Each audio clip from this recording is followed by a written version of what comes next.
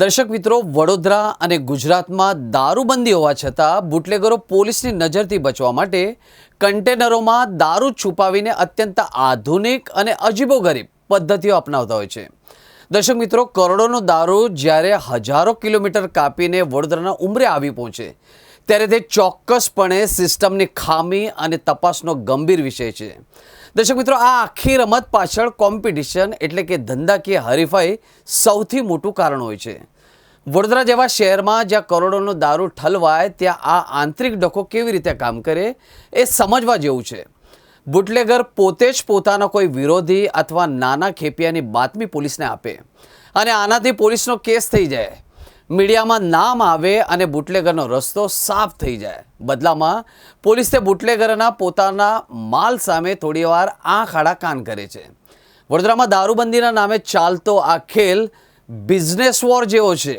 અહીં પોલીસ ઘણીવાર રેફરીની ભૂમિકામાં હોય છે, જે નક્કી કરે છે કે કયા બુટલેગરને રમવા દેવો અને કોને રેડ પાડીને આઉટ એટલે કે જેલ ભેગો કરવો.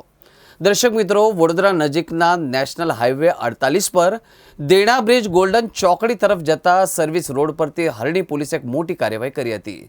પોલીસે અમદાવાદથી સુરત તરફ જતા દારૂના કન્ટેનર ટ્રક અને મહિન્દ્રા પિકઅપમાંથી ભારતીય બનાવટના વિદેશી દારૂનો 4,498 બોટલો અને ટીનનો જથ્થો, જેની કિંમત 23 લાખના મુદ્દામાલ સાથે 4 આરોપીઓને ઝડપી પાડ્યા હતા. તપાસ દરમિયાન પોલીસને કન્ટેનર અને પિકઅપમાં મીણિયા થેલીઓ તથા લાકડાના ભૂસામાં છુપાવેલા ડ્રમોમાંથી વિવિધ બ્રાન્ડની બોટલો અને ટીન મળી આવ્યા હતા. પોલીસે દારૂ ઉપરાંત 4 મોબાઈલ ફોન, કન્ટેનર, ટ્રક અને પિકઅપ સહિત કુલ મળીને 36 લાખનો મુદ્દામાલ કબજે કર્યો હતો. આ મામલે હરણી પોલીસ સ્ટેશનમાં પ્રોહિબિશન એક્ટ હેઠળ ગુનો નોંધીને તપાસ હાથ ધરવામાં આવી હતી.